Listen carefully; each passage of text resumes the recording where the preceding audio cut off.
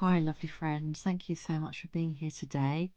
I'm doing a collab on the sea with the lovely Taslima Maya Art. She's a dear friend, an amazing mixed media artist. It's been so exciting coming together today to a sea inspired piece. So let's go and see what was created. Just before I show you the colours of this painting today, I just want to take you on a bit of a journey down to the sea. This is where I go for my sea swims. Some of you that know me well know that I do go, try to go 2 to 3 times a week into our local sea. And so we went down to the sea today just to have a little look, to get some inspiration, because the weather's changing. I'm here in the UK, there's a bit of snow falling, but this is a bright day, and when you get some of the bright days you do get the colder weather too. So it's about 7 degrees centigrade outside and 9.5 in the sea. So we're going to walk down to the beach today to get a bit of inspiration, and I just want to say thank you so much for being here on this journey with me, and I can't wait for you to see what Taz also has created. So just a little glimpse of Eve and I swimming up and down the beach. This was a mild, really calm day, and it just gives you a contrast, as you see in a minute, of how different the sky and the colouring of the sea can appear at any one time. And Eve is feeling so much better since doing her sea swimming over the last 3 years. Her back legs are now really toned, and she's able to get around so much more easily, and she's a puppy again in so many different ways. So this is a sea this weekend when the sun came out and I began to get more inspired with these colours. So let's have a look at these colours now, and I really hope you enjoy the process.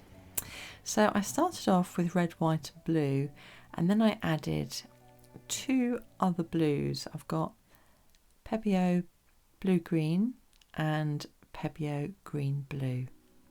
I also added iridescent silver, which I didn't take a photo of, but you'll see that pop in a moment. So first of all, I got my white, my titanium white, and I laid down the base. You can see the consistency today. It's a nice, very, very liquid base. And I would say that as you use your palette knife or use your stirrer and you pour the paint into the cup, that it would be forming the smallest mound before disappearing into the cup of paint. So as you'll probably realise if you've watched our other videos how therapeutic I find this beginning part of the process of painting. All the hard work of the mixing of the paints is done, and I get to spread the paint now all over the canvas. You can see with the hairdryer how easily the paint is moving today. And so when you have paint that's moving in this sort of way, it's very good to use for a Dutch pour and a blowout, so that when the hairdryer hits the paint, it moves it easily across the canvas, and it, depending on the angle and the temperature of the hairdryer, you can get different effects. So I'm just going to touch the sides up, make sure that the white is covering all the parts of the canvas. I'd just like to know what you think about the sea and whether you go sea swimming. I'd love to know. I don't know too many people that go sea swimming other than the people that I swim with and the people locally. But it's just such a lovely way to feel better, to clear the mind.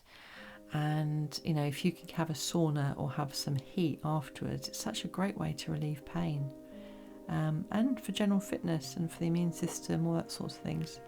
And it's so lovely swimming with hubby and Eve, our black lab, and our lovely friends. Because I feel when I swim, the sea gives me so much, I want to give back. And so one of the things I'm really passionate about is reusing plastic and reusing all my paint drips. Fluid art, along with other modes of art, even though it's beautiful to do and it's wonderful to do, it can be quite wasteful, and so I tend to recycle my canvases that I'm not going to sell or not going to use, just by filing them down. And I tend to reuse all of my paint drips, so I've got 2 boxes filled with paint drips, and they last for about 3 months, so that's pretty good. But you can't get too caught up in that. You have to do the best that you can and just be aware of what you're doing.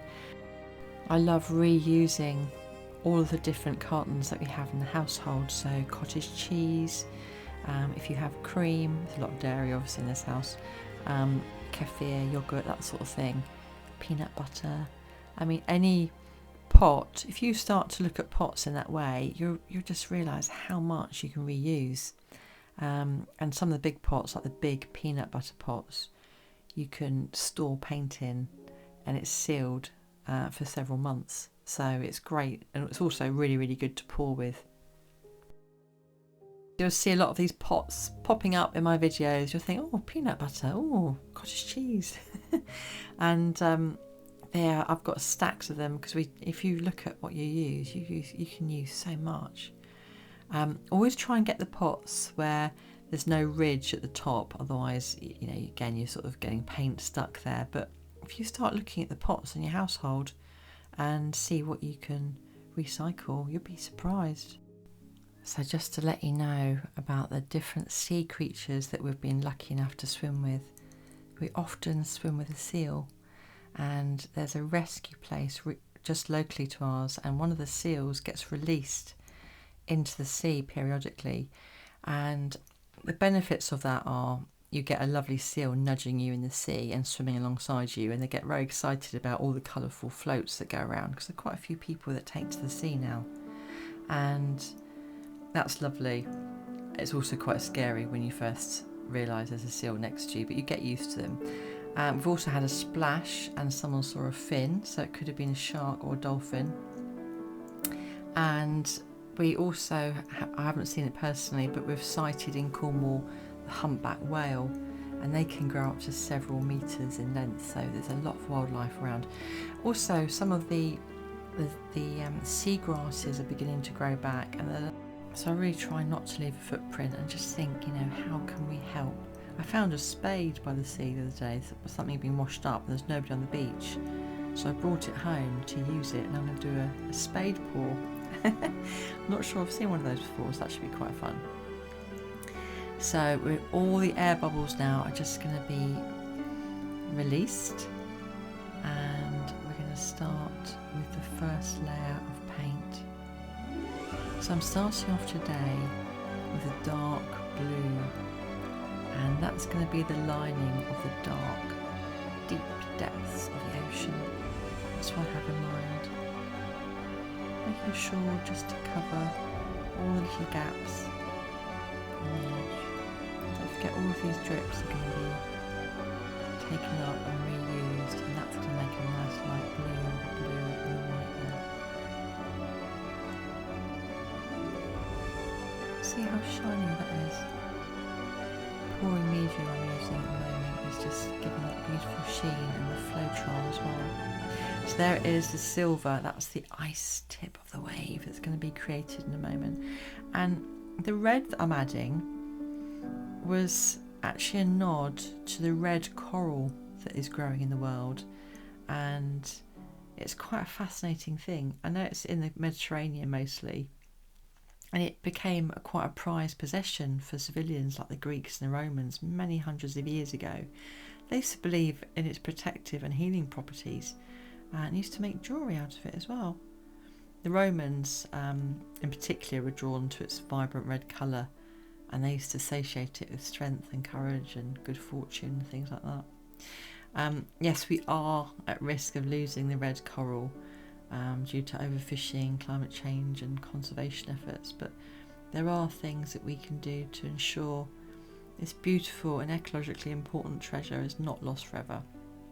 And on the right hand side at the bottom, even though jellyfish, red jellyfish, I've never come across them, I've learnt to live with them in our own oceans, they are in the deepest depths of the sea, and I wasn't sure if anyone had ever seen a red jellyfish before or heard of one.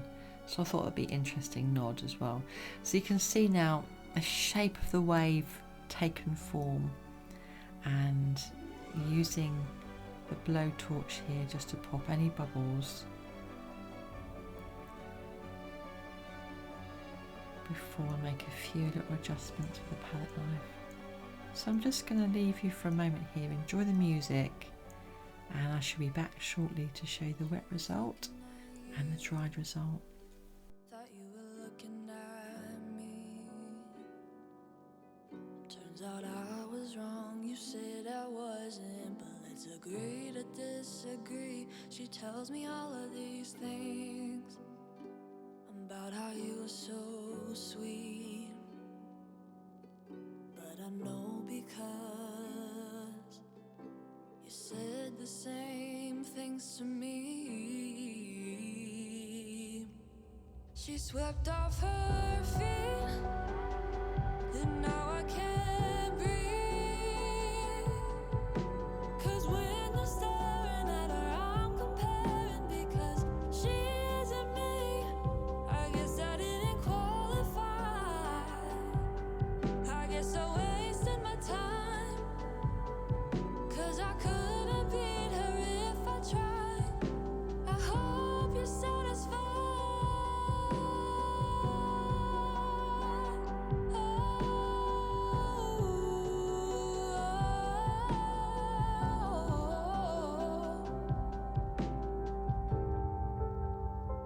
It's been a couple of months now since we had that falling out. Things haven't been the same. I miss you. What's that all about? You probably don't think about me. I never crossed your mind. I wish that wasn't true, because you're always in mine. She still swept off her feet, and I still can't breathe. 'Cause when you're staring at her, I'm comparing, because she isn't me. I guess I didn't qualify. So just before we see the scraping of the edges of the canvas, and as we have the final touches now of this ice tip wave, it's brought so much to the forefront painting this, and that's one of the things I love about my art. Lots of ideas and lots of feelings and thoughts come to the forefront, and doing this collaboration with Taslima has been such a wonderful way to get together and to show appreciation for all the wonders of our sea. So I hope you've enjoyed this collaboration today. Have a look at what Taslima's created. It's really exciting. I'm not going to say what it is, but you have to go and have a look. Check out her channel, Taslima Maya Art. Her link is in the description below. And it's made me realise doing this painting that even the smallest action can create a ripple of change. And so we can paint a future where the ocean story is one of resilience. So as we scrape the canvas edges now, that's one of the things that I find it's so easy to forget, but once you do scrape them, you can leave them for a few minutes, and then if there are any further drips, come back and you can just scrape it again. Very therapeutic as well. So I just want to say thank you so much for being here today, and we've got the wet version here where you can see a few cells pop up, and that little jellyfish at the end, a red jellyfish. I've learnt to live with jellyfish in our swimming. So what do you think about the deep dark ocean blue and the ice tipped wave? I'd love to know if that came across to you as ice tipped, and what you can see in here, and what do you think about the flow. So thank you so much for being here today. I hope you have happy painting, and I hope you've enjoyed this process. Let me know what you're creating. I love catching up on what you're doing. Let's pop over and see what Taz has done, and I hope to see you again soon. Bye.